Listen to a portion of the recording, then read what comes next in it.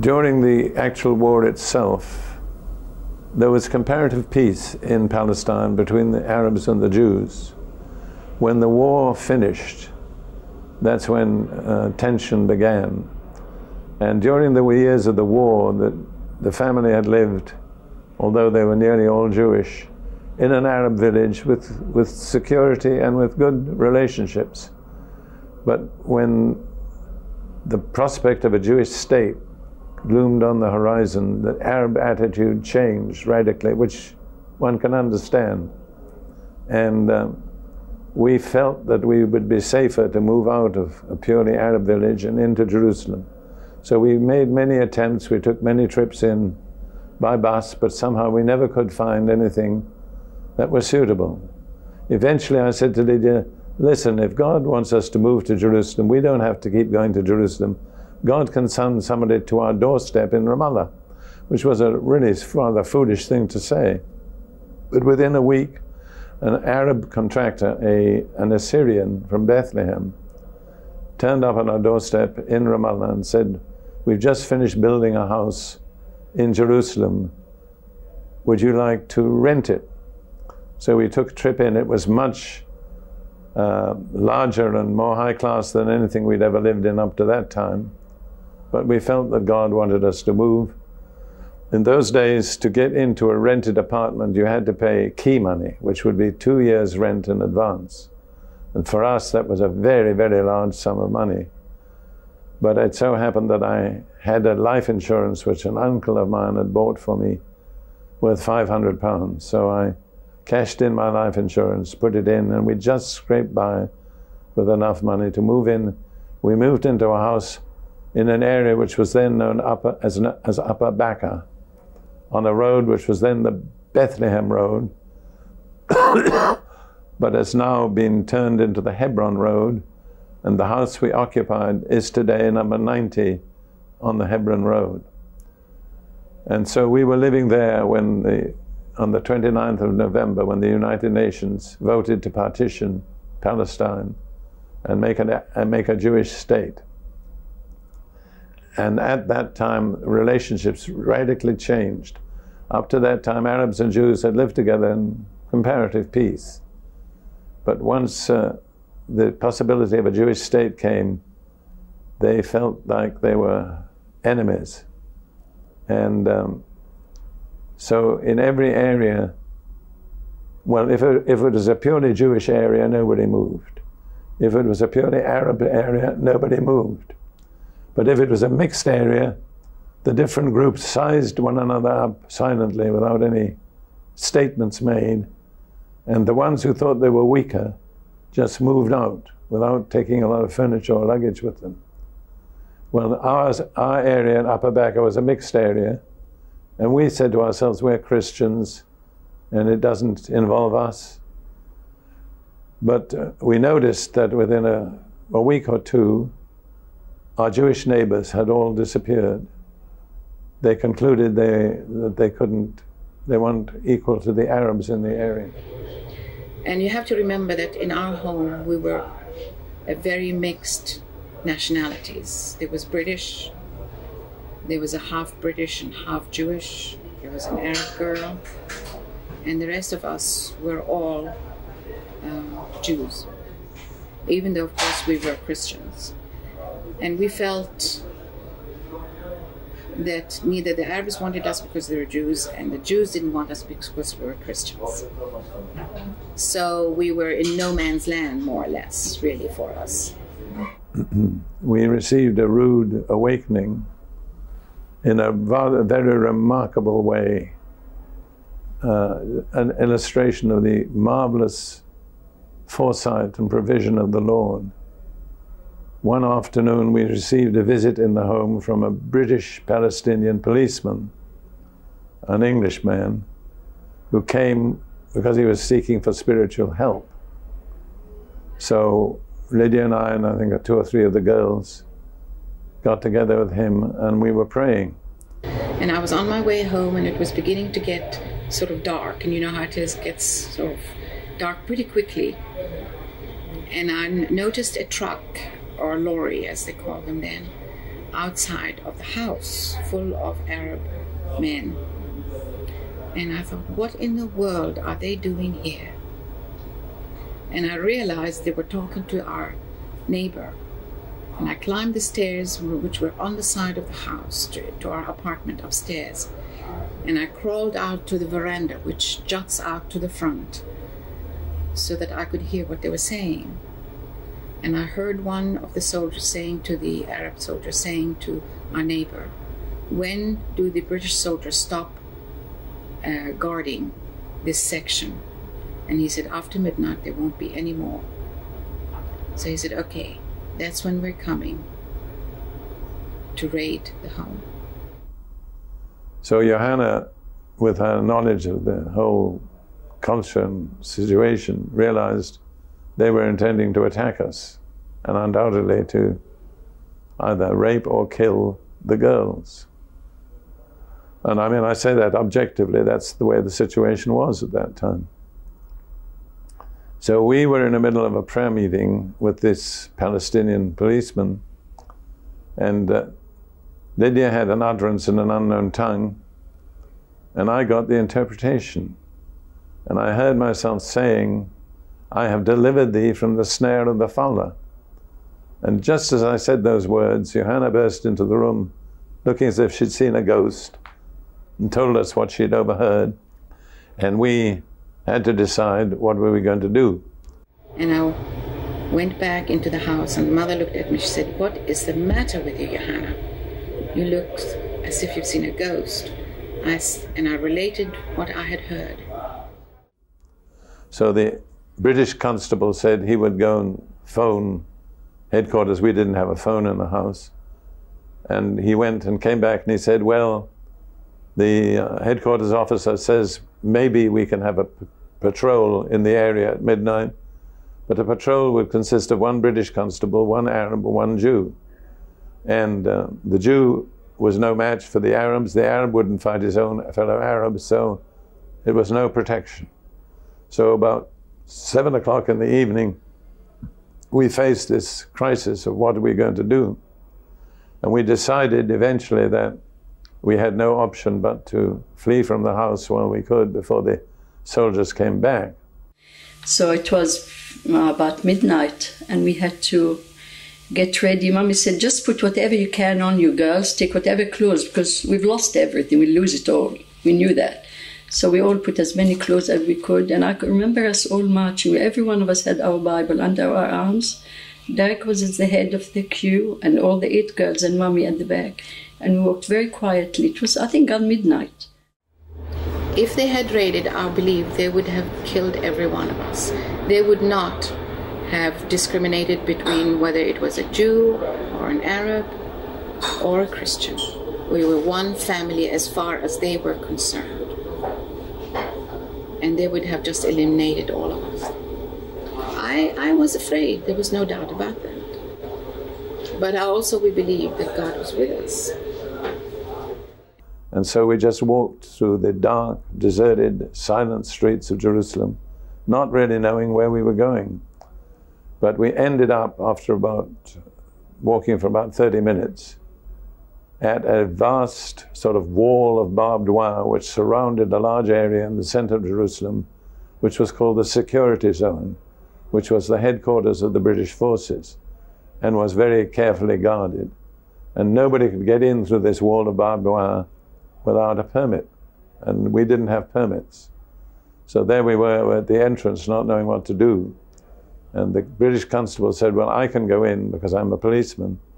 I'll talk to the commanding officer and find out what he'll say, ask for his permission. So we stood there for about half an hour, not having any idea what the future held. And then the constable came back and he said, the commanding officer said, it's all right, you can come in. So we filed in through the hole in the wire fence, and really we had no idea where to go, but we knew there was an Assembly of God mission building in the center of the security zone. So we headed for that and arrived, I suppose, about 11 p.m. and said, here we are, can you help us? Well, we were 10 persons. And they were very helpful. They it was a large building, and they pulled out mattresses and did various things, and we all slept. 11 o'clock next morning, the American missionary in charge called for Lydia and me and said, through the Christian Arabs that we work with, I've had a message from the Muslims in the area that if you keep those Jewish girls there, they'll burn the house down. So that news traveled very fast. Now he said to me, you and Mrs. Prince are welcome to stay, but you'll have to find another place for the girls. So we said, we're all one family. Where the girls go, we go, and where we go, they go. So that won't work. Well, they kept us one more night, and then we were out in the streets again, wondering where we should go next, although this time it was daytime. So we headed for what was a British Pentecostal mission in an area which was later known as the Mandelbaum Gate. We arrived there, and again they were very kind. They took us in, cared for us. But this was essentially what you'd call no man's area, no man's zone. It wasn't controlled by the Jews, and it wasn't controlled by the Arabs. They used to meet every night and fight it out with rifles and things like that. So it was a dangerous area, and every time we walked past a window, we had to get down on our hands and knees and crawl because we could have been shot at through the window. That's where we spent Christmas 1947. Early in 1948, we received a message from the American missionaries in the place where we'd spent the first 2 nights. They had decided to return to America, and they needed somebody to watch over the building in their absence. So they asked us if we would like to move back into the building, which of course for us was a great provision of God. So we did. We moved back into the building, settled in. It was a large building with 23 rooms and a basement and a sub-basement. And we weren't used to such accommodation, but we enjoyed it. But by that time, Jewish Jerusalem was surrounded by Arab forces, and they had cut off all food supplies. So the Jews were very short of food and on the verge of starvation. But again, God's provision was so marvelous because the American missionaries had stored some canned goods in a big box, I mean a large box with all sorts of things, forgot about it and left it behind. So we had that provision which carried us through as long as we were in that building. Then the British occupying forces decided to withdraw on the 14th of May, 1948. On the 13th of May, about 9 o'clock in the evening, a British officer knocked at our door and said, I just want to tell you, we're moving out, and tomorrow you'll be under the Jews. Well, under the Jews, we had no idea what would that entail. But after fact, the Jewish civilians and the unauthorized military forces were very kind. But they received a nice little note in rather strange English from a young man named Pinchas, which in English is Phineas. And he said, would you mind if we use your garden as an outpost? Well, we knew whether we minded or not, he would do it. So we said we are very welcome. And so they moved in and they occupied the yard, the garden.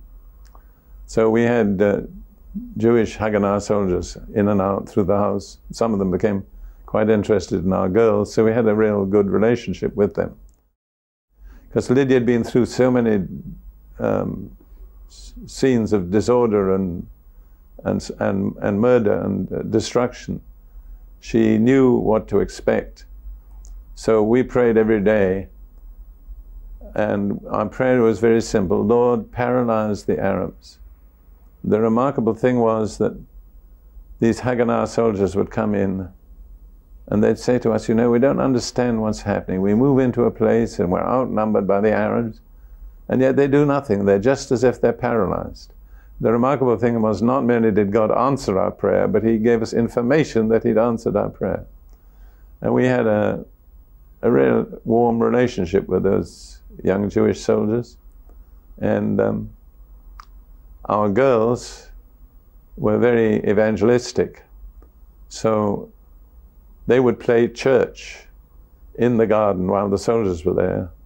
And our Arab daughter, Kirsten, was really quite a preacher. Of course, we were all speaking Arabic at the time. And she would give an impassioned sermon about the blood of Jesus. And then she'd come and tell Lydia, Mama, I was just telling that for the soldiers there. So those soldiers got the gospel in a way that they didn't probably expect. But we had a real wonderful relationship with them for a brief period. Well, when the British announced that they were leaving the country on the 14th of May, by arrangement with a Hebrew Christian organization, they agreed to take any Jewish Christians who would have been exposed to persecution if they had been left behind in a Jewish state. And so our 4 eldest girls were included. We went to this Church of England in Jerusalem. It's a huge building. And from there, they came with English army trucks. And we had the Red Cross, one big truck in front of us. And they put us in this huge truck. There were quite a lot of us, Hebrew Christians. And they closed all the covers. And there was another Red Cross truck behind us. And I don't remember much, because when I got into the truck, I just fainted. I couldn't believe it, what's happening to us. And then they took us to Lyd, I think it's called Lyd Airport. And we went on the plane to Haifa. And from Haifa, we all went on the Georgic. It's a British troop ship that was taking the British to England. So we went on the British ship on the Georgic. And that was in 1948, May. But that was hard to leave Mummy and Derek and the girls behind, but we had to go. Because I had a hard time also with the Jews. I was taken several times and questioned. They knew I was a Christian, and they didn't like that neither. So I was taken a few times and questions. So we've had a tough time. I was glad to leave, really, at the end. Meanwhile, the 4 younger girls and Lydia and I were left behind. And then the real fighting broke out on the 15th of May. And we were in a besieged city. We could never go out of our front door because we were being shot at from the old city. We had to go out through a side door. Well, to get information in besieged city is tricky. First of all, I had to go to the civil governor, whose name was Joseph, a Jewish man from Canada. And the British were by no means popular at that time, as you can imagine.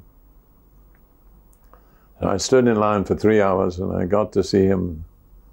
I explained to him that I wanted permission to get out of the city, and he said, "You British, you stand at the head of every line and think you can go in anywhere." So I realized I wasn't going to get far with him. Anyhow, he said, "I can't help you. You have to go to the military governor." Well, in a besieged city, nobody tells you where the military governor has his headquarters. So I spent most of the day wandering around trying to find the military governor. When I got there, I said to myself, my mistake was I spoke English, so this time I'm going to speak Hebrew. And that really did, in a sense, create a different atmosphere. So he said, well, the last convoy is leaving Jerusalem tomorrow at 5 a.m. If you can get on, you have my permission to go. Well, the convoy took off from the King David Hotel in the center of Jerusalem, which was the headquarters of the United Nations. So I had to go there to get permission to get us on the convoy. It was run by a Swedish colonel, and it so happened that Lydia and I were representing a Swedish mission in Malmö in Sweden.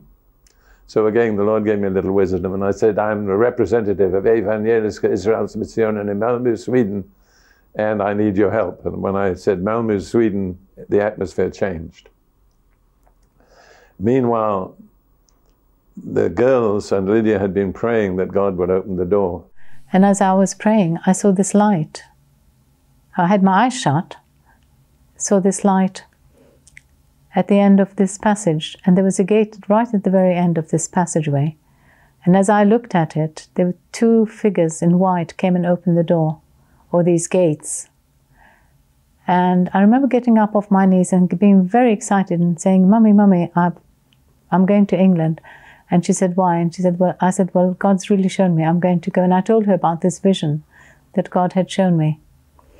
And the situation hadn't changed at all, but I had real peace in my heart that God had answered my prayer. And so we concluded that God had opened the way for us to get out. And we were intensely busy for the rest of the night, knowing that we had to be by 5 a.m. at the King David Hotel. We didn't have any money. Nobody had any food. So we just announced in the street that we were going to sell food. Well, the place was like an anthill all night. People came in and they didn't mind what they paid because money was valueless.